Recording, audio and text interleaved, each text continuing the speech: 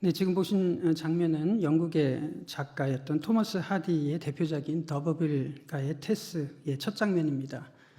보시다시피 하층민이었던 존 더비필드에게 트링햄 교구 목사가 이야기를 하죠. 당신은 노르만 가문의 피를 가진 귀족이라고 부추기는 장면이 이 작품 첫 장면으로 등장합니다.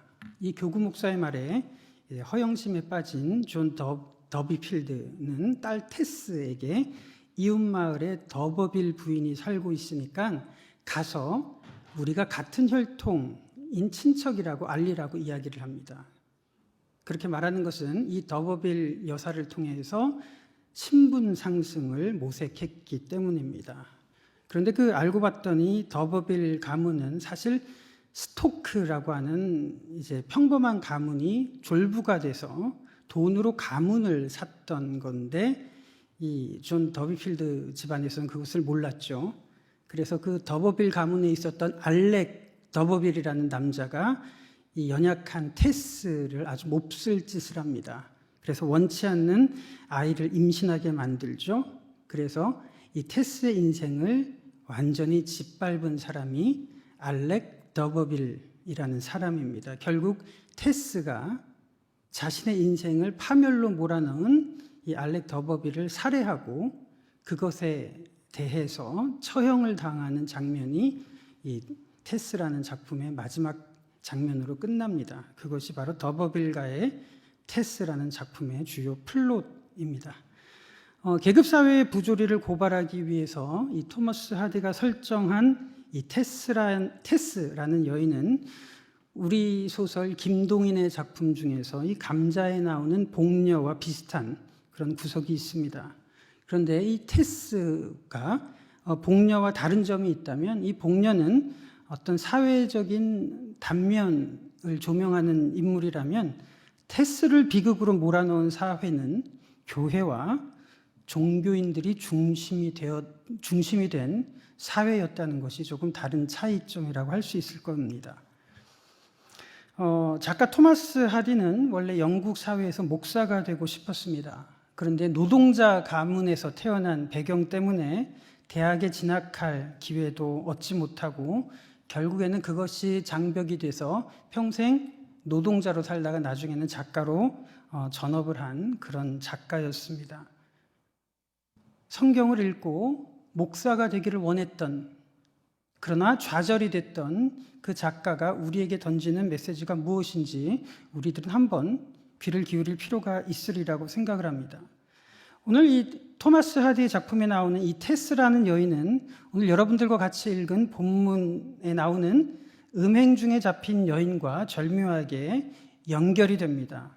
오늘 본문에 우리가 살펴보고 있는 여인은 종교 지도자들에 의해서 소환이 돼서 율법이라는 이름으로 처형을 당하기 직전의 상황입니다. 그때 예수님께서는 땅바닥에 글을 쓰신 후에 죄 없는 자가 돌로 쳐라 라고 하셨습니다. 이 여인을 기소했던 서기관과 바리새인들은 이 시대를 살아가고 있는 사람들이라면 누구든지 이것이 산헤드린 공의회라는 사법기구였다는 것을 알 것입니다. 제사장을 비롯한 사두개인, 서기관, 바리새인 70명으로 구성된 이 종교 지도자 계급 산헤드린 공의회, 이 사람들은 예루살렘 성전을 중심으로 해서 경제와 법과 모든 권력을 독점했던 그런 집단이었습니다. 지난 6월에 제가 설교를 할 때 전쟁과 기도라는 제목으로 설교하던 중에 이 부분에 대해서 아주 자세하게 다뤘습니다. 그래서 오늘은 이 정도로 간략하게 설명을 드리도록 하겠습니다. 이 산헤드린 집단의 시선은 이 음행 중에 잡힌 여인에게만 국한된 것이 아니라 더 먼 곳을 바라보고 있었습니다. 바로 눈에 가시와 같았던 예수님을 죽이고자 처형하고자 하는 계획을 세우기 위해서 이 여자는 빌미로 잡혀온 도구였다는 것을 오늘 본문 6절에서 그렇게 기록하고 있습니다. 그런데 이 소환된 여인은 어떤 누명을 쓴 것이 아니라 실제로 육체적인 범죄를 범하고 잡혀온 것이 분명해 보입니다. 이 음행 중에 잡혀온 여인은 자신이 억울하다라고 이야기를 하지도 않았고 예수님은 그녀가 누명을 썼다고도 말을 하지 않았습니다. 그 여인의 행위에 대해서 산헤드린 공의회는 레위기 말씀을 근거로 그녀를 돌로 쳐서 처형을 해서 나름의 정의를 이루고자 구현하고자 했습니다. 이 여인의 육체적인 행위 자체는 율법을 위반한 행위지만 이 장면을 사회적인 통념으로 본다면 그 의미는 사뭇 달라집니다. 이 학자들의 통계에 따르면 예루살렘 성전을 중심으로 한 유대 사회의 경제력의 80%는 이런 소수 집단, 이 소수 종교 지도자들이 독점했고 나머지 20%가 모든 사람들의 몫이었으니까 예수님 주변을 따르던 많은 무리들은 그야말로 절대 빈곤층이었다고 할 수가 있는 겁니다. 그 사람들은 일용할 양식을 끼니로 얻기 위해서 매일 걱정해야 됐던 그런 무리였습니다. 그런 사람들에게 행여 질병이나 전쟁이나 기근과 같은 재앙이 닥친다면 발생하게 될 고아와 과부와 병자들, 이런 사람들은 생계 문제에 있어서는 절대 무능력한 사람으로 전락하게 되는 것입니다. 그런 사회적인 약자들이 생계 수단을 얻을 수 있는 방법은 사람들의 자비와 동정에 의해서 구걸을 해서 먹고 사는 것 외에는 없습니다. 그런데 구걸을 하는 것마저도 어려웠던 이유가 무엇이냐면 바로 그들에게 닥쳐진 질병이나 이 불행, 이런 것들이 사회적인 구조에서 발생하는 것이 아니라 바로 그들의 죄 때문에 일어난 결과라고 종교 지도자들이 단언을 했기 때문에 그렇습니다. 그러니까 이런 사회적인 약자들은 이중의 고통을 당하고 있는 셈이지 않습니까? 지금 저희들은 본문으로 요한복음 8장을 봤는데요. 한 장만 넘기면 요한복음 9장에 선천적으로 시각장애인이 된 사람이 나옵니다. 근데 종교 지도자들은 이 사람을 가리켜서 뭐라고 이야기를 합니까? 이렇게 시각장애인이 된 것이 그 사람의 죄 때문입니까? 아니면 그 부모의 죄 때문입니까? 라고 이렇게 이야기를 하고 있는 장면을 볼 수가 있는 겁니다. 이런 사회에서 과부가 된 여성이 생계를 이어갈 수 있는 마지막 수단이 무엇이냐면 생계형 창부가 되는 방법입니다. 딸린 식구들과 연명하기 위해서 권력을 가진 사람들로부터 몸을 팔고 받는 이 몇 푼을 소위 화대라고 한다면 오늘 본문의 진위를 왜곡하는 것입니다. 기생 라합이라고 많이 하지 않습니까? 이 기생 라합이라는 단어로 인해서 라합과 황진이를 같은 유형으로 본다면 그것 역시 본문을 오도하는 그런 상황이라고 생각을 합니다. 이 산헤드린 공의회는 나름의 정의를 구현하기 위해서 끌어온 그 율법을 들먹였지만 그런데 정작 그 율법을 비교해보면 그들의 모순점을 발견할 수 있습니다. 그들이 근거로 삼았던 레위기 20장 10절 한번 보시면 다음과 같습니다. 누구든지 남의 아내와 간음하는 자, 곧 그의 이웃의 아내와 간음하는 자는 그 간부와 음부를 반드시 죽일지니라 라고 율법은 명하고 있습니다. 그런데 이 구절과 오늘 요한복음 8장의 상황을 비교를 해보면 잘 보시면 음부는 있죠. 그런데 간부는 보이지 않습니다. 현장에 있었던 그 간부, 남자가 누구였는지, 가해자가 누구였는지에 대해서 산헤드린 공의회는 그 사람이 누군지 관심도 없고 밝힐 의지조차 없어 보입니다. 도대체 간부는 누구였고 어디 간 것입니까? 서두에서 언급한 김동인의 소설 감자에서 이 복녀의 간부였던 왕서방에게 복녀가 죽습니다. 그런데 결말이 어떻게 끝나는지 들어보셨을 겁니다. 왕서방은 복녀의 남편에게 30원을 건네줍니다. 그리고 한의사에게 20원을 건네줍니다. 한의사는 복녀의 사인을 열사병으로 처리하고 시신이 된 복녀는 땅에 묻히고 그 사건은 덮여버립니다. 사내들인 앞에서도 마찬가지로 음부는 있었습니다. 간부는 없습니다. 그녀 홀로 가해자가 되는 이 현장에서 왕서방들은 어디 있으며 남편들은 어디에 있을까요? 그 상황에서 예수님께서는 말씀하십니다. 죄 없는 자가 돌로 쳐라. 이 말씀은 우리 혹자들이 인용을 할 때 다른 사람 신경 쓰지 말고 너나 잘하세요 라는 말을 하기 위해서 기록된 구절이 아닙니다.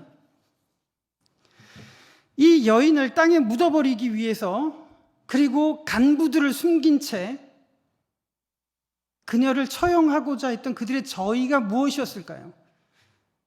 그들이 정말로 돌로 치는 것이 떳떳했다면 왜 그들은 간부가 누군지 밝히지 않고 예수님께서 그 말씀을 하셨을 때 거리껴서 그 자리를 황급히 다 떠나야만 했을까요?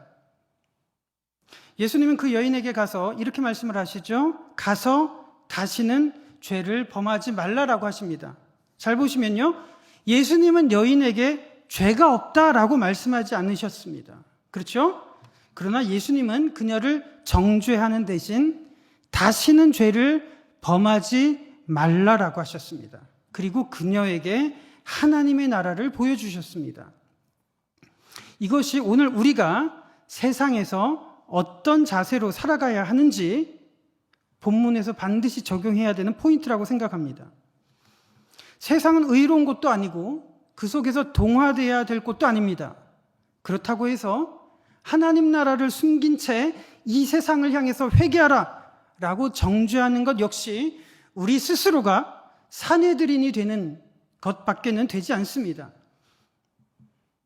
그런 식으로 세상을 향해 회개하라라고 정죄하는 것은, 그것이 얼마나 공허한 소리가 되는지 우리들은 이 세대 속에서 잘 경험하고 있을 겁니다.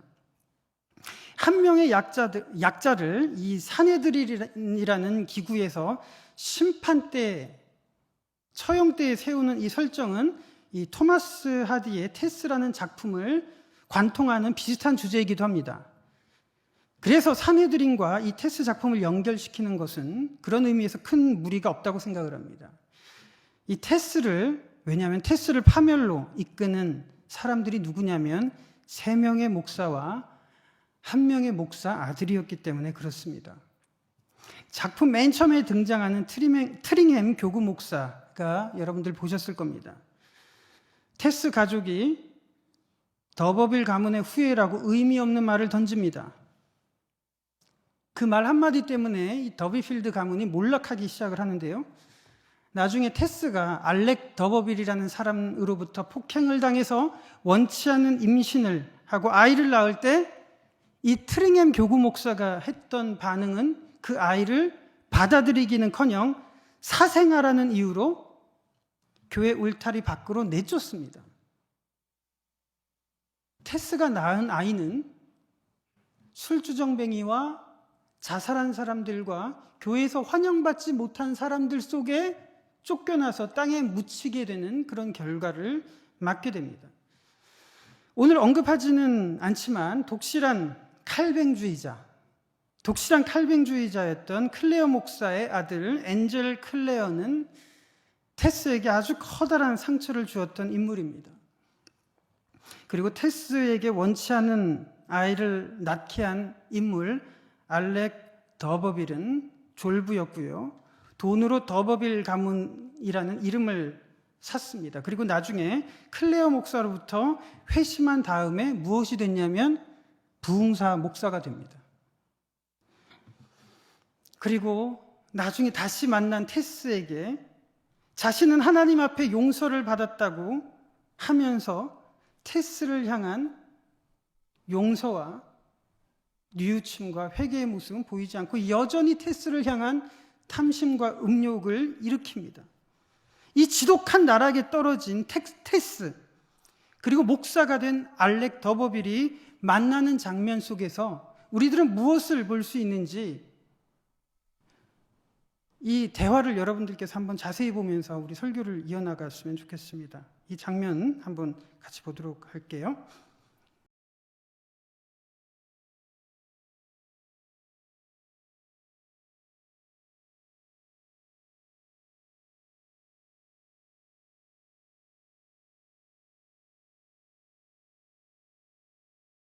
네, 알렉 더버빌이 하는 단어들이 어쩌면 우리들이 쓰고 있는 단어들과 크게 다르지 않습니다. 맨 마지막에 했던 표현들이 저는 굉장히 가슴 깊이 남습니다. 이 테스가 그렇게 하는 표현이 마치 마귀가 너의 마음을 잡고 있다. 어쩌면 우리가 쓰는 표현 아닙니까? 세상은 마귀에게 속해 있고,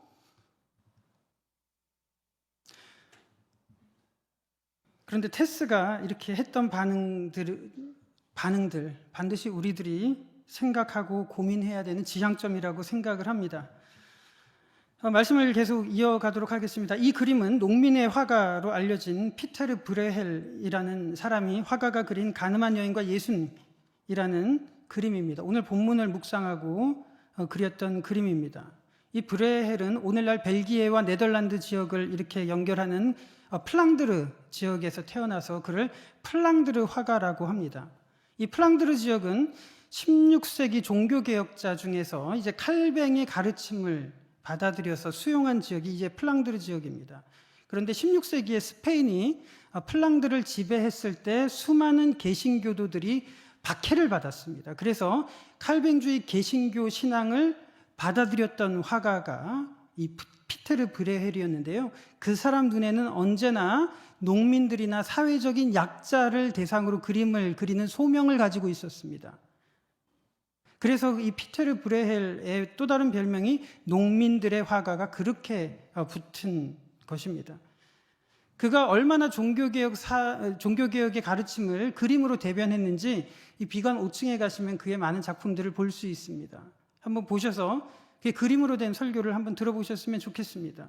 그런데 브레헬은 그 당시 특이한 점을 주목을 합니다. 기존의 이 플랑드르 지역의 개신교회들이 사회적인 약자들에게 하나님의 나라를 선포하기보다 교리가 다르다는 이유로 정죄하고 판단해서 추방하는 일들이 너무 많았다는 것입니다. 칼뱅주의자들이 이제 구원을 받는 것은 하나님의 선택에 의한 예정설이라고 믿습니다. 반면에 네덜란드에서 이제 나왔던 야코부스 알미니우스라는 사람은 하나님의 선택이 아니라 인간의 자유의지를 통한 선택, 그것을 통해서 사람은 구원을 받는다고 이렇게 교리가 많이 달랐습니다. 결국은 1620년 네덜란드에서 도르트 회의를 통해서 이 알미니우스주의를 완전히 추방해버립니다. 그래서 칼뱅주의의 선택설이 이 플랑드르 지역에서 정통으로 인정을 받게 된 배경이었습니다. 칼뱅주의는 오늘날로 흘러와서 장로교의 근간이 되었고요. 알미니우스주의는 오늘날로 넘어와서 존 웨슬리를 통해서 감리교가 되는 교리를 기초로 하고 있습니다. 이 농민의 화가 브레헬이 그린 이 그림은 우리에게 굉장히 준엄한 메시지를 던지고 있습니다. 사내들인 종교 지도자 앞에 여인이 소환되어 있습니다. 그리고 예수님은 땅바닥에 네덜란드어로 죄 없는 자가 돌로 쳐라라는 글씨를 쓰고 있는 장면을 그리고 있는데, 이 그림을 한번 보시면 흥미로운 것은 종교 지도자의 얼굴을 한번 보십시오.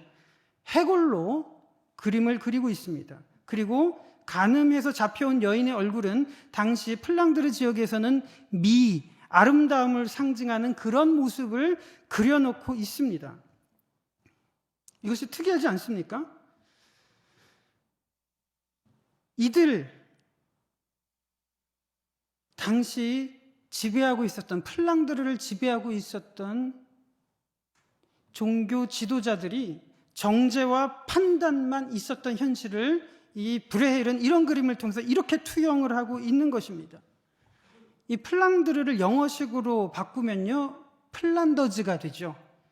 영국의 여류 작가였던 위다가 이 플란더즈를 여행을 하면서 들려오던 이야기를 다시 썼던 소설이 바로 여러분들께서 들어보셨을 겁니다. 플란더즈의 개가 그렇게 해서 나오게 되는 것입니다. 가난한 우유 배달했던 네로라는 소년, 가난한 그의 보호자 할아버지, 그리고 파트라슈. 이 플랑드르 지역의 대부분의 주민들은 기독교인들이었습니다.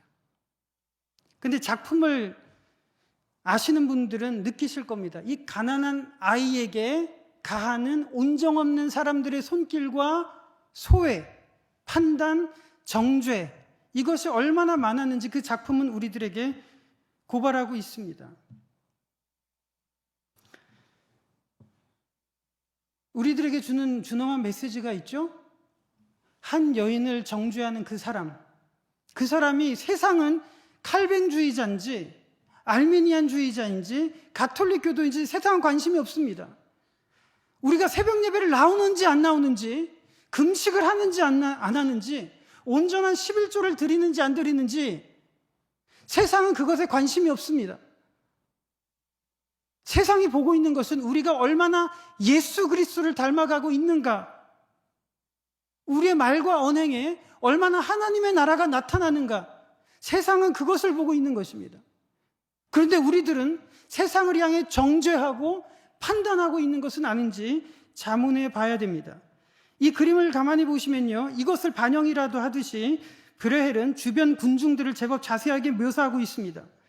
종교 지도자들의 얼굴과 달리 돌을 든 군중들의 얼굴을 보시면요, 고민하고 있는 흔적이 엿보이지 않습니까? 브레헬이 우리들에게 전하려고 하는 메시지가 바로 이런 거라고 생각을 합니다. 우리는 과연 돌을 들어야 되는가? 아니면 하나님의 나라를 전해야 하는가? 이 둘 사이에서 사유의 전선을 구축하라는 겁니다. 고민을 하라는 겁니다. 아무런 생각 없이 이렇게 돌을 드는 행위에 대해서 20세기 사상가였던 한나 아렌트가 명명하기를 악의 평범성이라고 규정하고 있습니다. 이 그녀가 주목했던 많은 인물들 중에서 유독 그가 관심을 가졌던 인물은 수많은 유대인들을 수용소에서 죽음으로 몰아넣었던 오토 아돌프 아이히만이라는 사람이었습니다. 얼마나 많은 사람들을 죽인 장본인이었는지. 그런데 놀랍게도 아이히만은 사이코패스도 아니고 괴물도 아니었던 평범한 가정의 가장이었고, 충실한 관료였고, 독실한 개신교 신자였습니다. 그는 주어진 책무에 대해서 묵묵히 충실히 감당하던 사람이었는데, 무엇이 그를 그런 괴물을 만들었냐? 사유가 없는 것, 판단이 무능력한 것, 타인의 입장에서 생각이 멈춘 것, 그 작은 행위가 엄청난 결과를 불러온 겁니다. 그래서 한나 아렌트는 생각이 없는 행위에 대해서 악의 평범성이라고 규정을 하고 있습니다. 조만간에 악의 평범성에 대해서 조금 더 깊게 여러분들과 나눌 기회를 가지기를 원하는데요, 우리가 아무런 생각 없이 관행으로 행하는 종교적인 행위, 그 속에서 어쩌면 악의 평범성이 내재되어 있는지도 모르겠습니다. 제가 오늘 마음이 굉장히 떨리는 이유는 지금부터 여러분들과 본문을 의거해서 적용을 하려고 하는 이 부분에 있습니다. 올해 4월 11일 헌법재판소는 낙태를 공식적으로 합법화했습니다. 7년 전 2012년 8월에는 태중의 생명도 고귀하다라고 내린 판결이 7년 만에 뒤집혔습니다.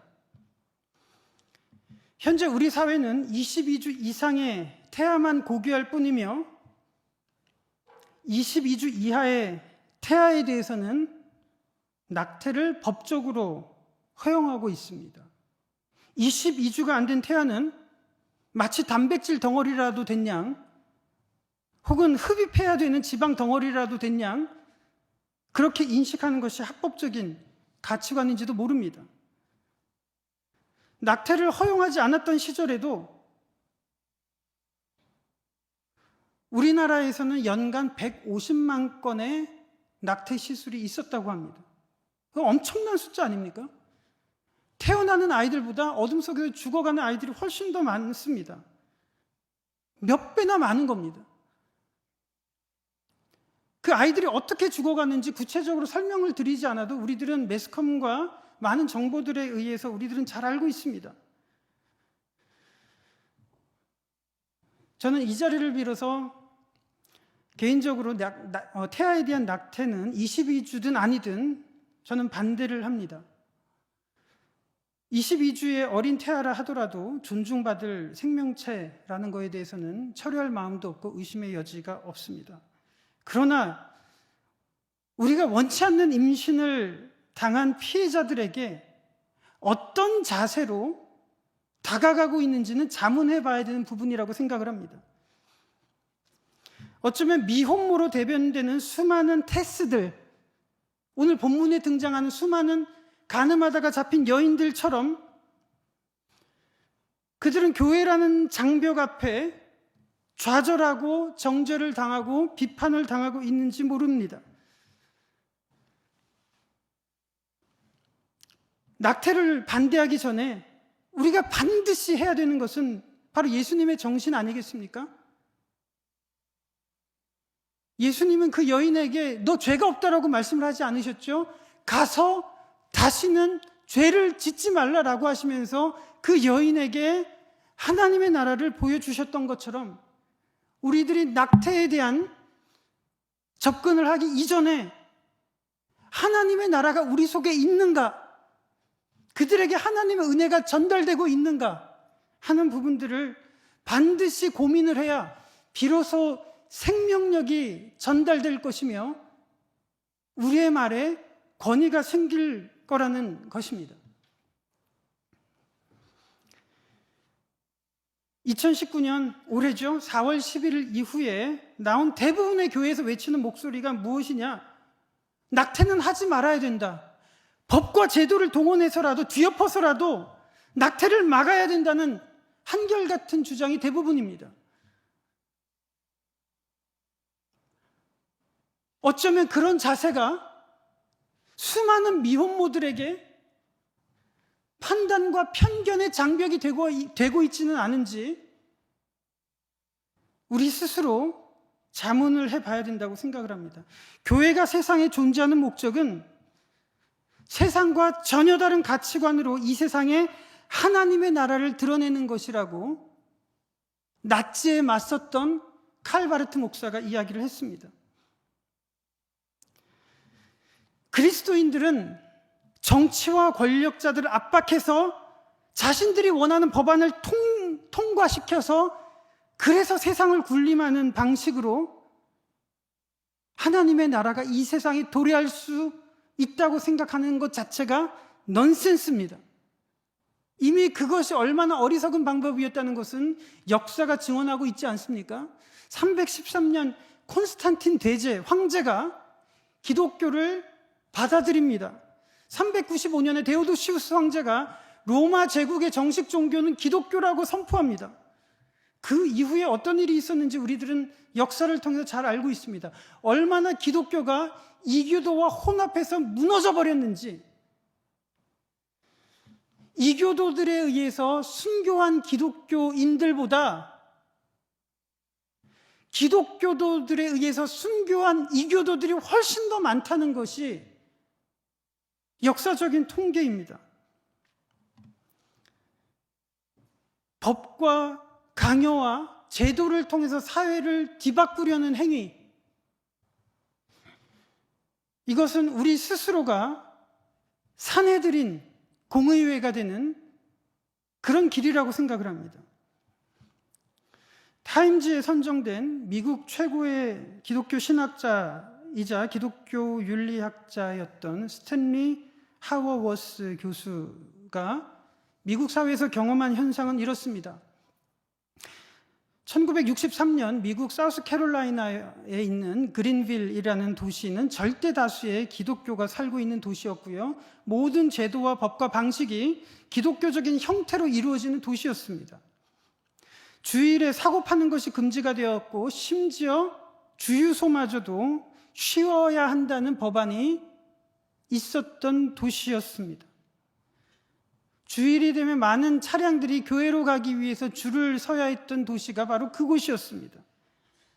그러나 그곳은 미국 사회에서 가장 인종차별이 심한 도시였다는 것을 하워워스 교수가 목도를 하게 되는 것입니다. 몇 년 전에 미국 전 대통령이었던 버락 오바마가 매스컴에서 이런 얘기를 했습니다.